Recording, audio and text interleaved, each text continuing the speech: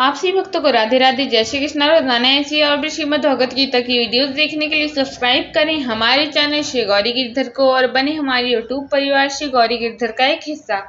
यदि आप सभी ने पहले से ही चैनल को सब्सक्राइब करके हमारे परिवार का हिस्सा बन चुके हैं तो इसके लिए आप सभी का बहुत बहुत दिल से धन्यवाद और आभार। और यदि आप सभी चैनल पे पहली बार आ रहे हैं या आप सभी इससे पहले भी कई बार आ चुके हैं लेकिन वीडियोस को देख के चले जाते हैं, तो मेरा आपसे यही विनम्र निवेदन है कि समय को सोचने में व्यर्थ बिल्कुल भी ना करें और इसी समय चैनल को सब्सक्राइब करके बने हमारे यूट्यूब परिवार श्री गौरी गिरधर का एक हिस्सा, क्योंकि आगे भी इस चैनल पे आपको ऐसी ही बहुत सारी अच्छी अच्छी भगवान से जुड़ी बातें जानने वाली वीडियोस को और इन्फॉर्मेटिव वीडियोस देखने मिलने वाली हैं। इसलिए समय को सोचने में व्यर्थ बिल्कुल भी ना करें और चैनल को सब्सक्राइब करके बने हमारे यूट्यूब परिवार श्री गौरी गिरधर का एक हिस्सा।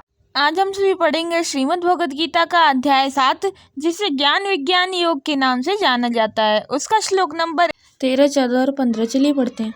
श्लोक नंबर 13। त्रिभिर्गुणमयैर्भावैरभि सर्वमिदं जगत् मोहितं नाभिजानाति मामेभ्य परम अव्ययम्। श्लोक का अर्थ होगा, गुणों के कार्य रूप सात्विक, राजस और तामस, इन तीनों प्रकार के भावों से यह सारा संसार प्राणी समुदाय मोहित हो रहा है, इसलिए इन तीनों गुणों से परे मुझ अविनाशी को ही जानता। इस श्लोक की व्याख्या होगी। प्रश्न यह है कि यदि त्रिगुणों से परे कोई परम अव्ययी तत्व है तो सामान्य मनुष्य उसे क्यों नहीं जान पाता है। पूर्ण साक्षात्कार न भी सहज हो तब भी कम से कम उसके अस्तित्व के विषय में तो उसे शंका नहीं होनी चाहिए। इसका उत्तर इस श्लोक में दिया गया है। त्रिगुणों से उत्पन्न राग, द्वेष आदि विकारों के कारण मनुष्य अपने दिव्य स्वरूप को भूलकर उपाधियों के साथ तादात्म्य स्थापित करके केवल विषय उपभोग का ही जीवन जीते हैं। स्वाभाविक है कि इस आसक्ति के कारण स्वस्वरूप की ओर इनका ध्यान तक नहीं जाता। एक बार स्तंभ में प्रेत का आभास होने पर वह स्तंभ उससे आच्छादित हो जाता है। यह एक तथ्य है कि जब तक यह आभास बना रहता है तब तक स्तंभ का 1 इंच भाग भी मोहित व्यक्ति को नहीं दिखाई देता। इसी प्रकार माया से उत्पन्न उपाधियों के साथ तादात्म्य के कारण आत्मा को मानो जीव भाव प्राप्त हो जाता है। यह जीव बाह्य जगत में व्यस्त और आसक्त होकर अपने शुद्ध स्वरूप को पहचानने में स्वयं को असमर्थ पाता है। स्वयं में स्वयं के साथ स्वयं का चल रहा लुका छिपी का यह खेल विचित्र एवं रहस्यमय है, जिसके कारण यह अपने लिए और जगत के लिए अनंत दुख और विक्षेप उत्पन्न करता रहता है। अगले श्लोक में इस आवरण शक्ति की परिभाषा का वर्णन किया गया है। श्लोक नंबर 14। दैवी हेषा गुणमयी मम माया दुरत्यया मामेव ये प्रपद्यन्ते मायामेतां तरन्ति ते। इस श्लोक का अर्थ होगा, क्योंकि यह अलौकिक अर्थात अति अद्भुत है। त्रिगुणमयी मेरी माया बड़ी दुस्तर है, परंतु जो पुरुष केवल मुझको ही निरंतर भजते हैं वे इस माया को उल्लंघन कर जाते हैं, अर्थात संसार से तर जाते हैं।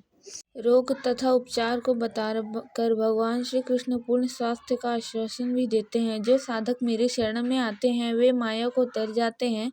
शरण से तात्पर्य भगवान के स्वरूप को पहचानकर तत्स्वरूप बन जाना है। इसका संपादन कैसे किया जा सकता है, इसका विवेचन पूर्व के ध्यान योग नामक अध्याय में किया जा चुका है, जो हमने पिछली वीडियो में पढ़ लिया था।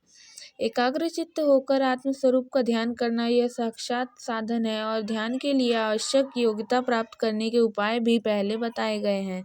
यदि आपके शरण में आने से माया को पार किया जा सकता है तो फिर सब लोग आपके शरण में क्यों नहीं आते हैं। इस पर कहते हैं। श्लोक नंबर 15। न माम दुष्कृतिनो मूढ़ा प्रपद्यन्ते नराधमाः माययापहृतज्ञाना आसुरं भावम् आश्रिता। श्लोक का अर्थ होगा, माया द्वारा जिनका ज्ञान हारा जा चुका है, ऐसे आसुर स्वभाव को धारण किए हुए मनुष्यों में नीच दूषित कर्म करने वाले मूढ़ लोग मुझको नहीं भजते।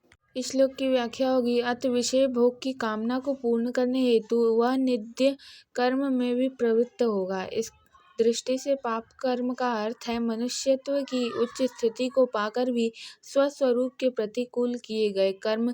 स्थूल देह को अपना स्वस्वरूप समझकर मोहित हुए पुरुष ही पाप कर्म करते हैं। ऐसे लोगों को यहाँ मूढ़ और असुरी भाव का मनुष्य कहा गया है।